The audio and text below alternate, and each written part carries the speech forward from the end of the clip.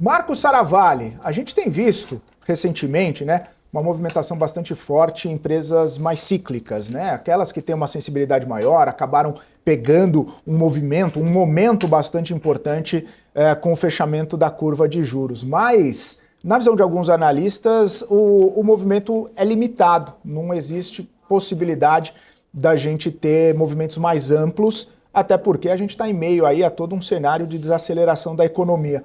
Goldman Sachs, inclusive, falando, olha, é hora de utilities agora, porque diante da desaceleração econômica é bom se defender, é bom proteger o que você tem no bolso. Como que você vê essa questão, Saravalli, ou até mesmo essa recomendação?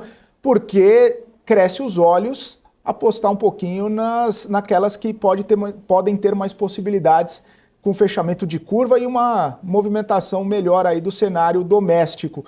As utilities podem também se sair melhor nesse sentido por conta da desaceleração da economia?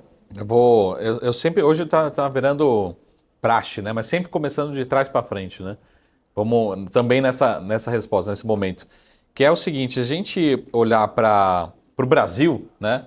A gente sempre vai ter incerteza. Então, pegar ano 2022, eleições, 2023, primeiro ano de governo, 2024, incerteza política, 2025, né? Já olhando para 2026, então sempre tem certeza. Olhando como a minha prática, tá? As minhas carteiras, os últimos 3, 4 anos, as melhores carteiras, minhas melhores posições foram empresas de utilities, né? Então, lógico que a gente sempre tem um outlier ali, alguma empresa que a gente consegue acertar bem, ganhar muito dinheiro no curto prazo, enfim, aproveitar o momento, o resultado.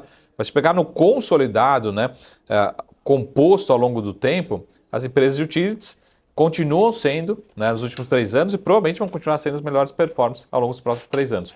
E aí tem alguns efeitos, umas características. Mas a principal característica é previsibilidade no seu negócio, né? Se a gente não tiver ingerência política, insegurança jurídica, respeito aos contratos, elas continuam sendo empresas que geram muito caixa, geram muito dividendo, né, para o investidor, geram resultado, ou seja, geram retorno para o acionista, geram valor acima do custo de capital. É empresa boa para a gente carregar, né?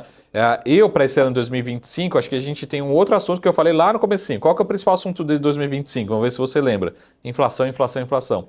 Essas empresas, elas estão 100% protegidas da inflação. É lógico que tem características regulatórias, depende do setor, do índice, enfim, tem umas questões particulares de cada setor, mas elas são protegidas da inflação. Então, se tudo der errado, a receita dela vai ser igual, né? Lógico, tem geração, tem transmissão, tem distribuição, mas vamos pegar de uma forma bastante simples. Ela vai ser igual essa receita desse ano, reajustada por inflação, né? Se não tiver novos contratos, enfim, de uma forma geral. Eu continuo preferindo as empresas de transmissão, que são ainda mais previsíveis, né? Geração a gente tem algum risco ali climático, a gente tem um risco de contratação, descontratação, e distribuição pode ter um risco ali também na ponta final. Então, ISA Energia é um exemplo, só para deixar o call aqui, uma referência, que está pagando, acho que inclusive dividendos hoje, se não falar na memória, né? Fez 3 tranches, está pagando dividendo. ISA Energia é um dos exemplos que eu gosto, recomendo, tenho na minha carteira e continua sendo uma das ótimas opções. Tem upside gigantesco? Não, depende um pouco da curva de juros, mas deve ser um dos melhores investimentos também para esse ano 2025. Então concordo, né, com o Goldman Sachs, que acredito que numa carteira, pelo menos uma ação de utilities você precisa ter na sua carteira.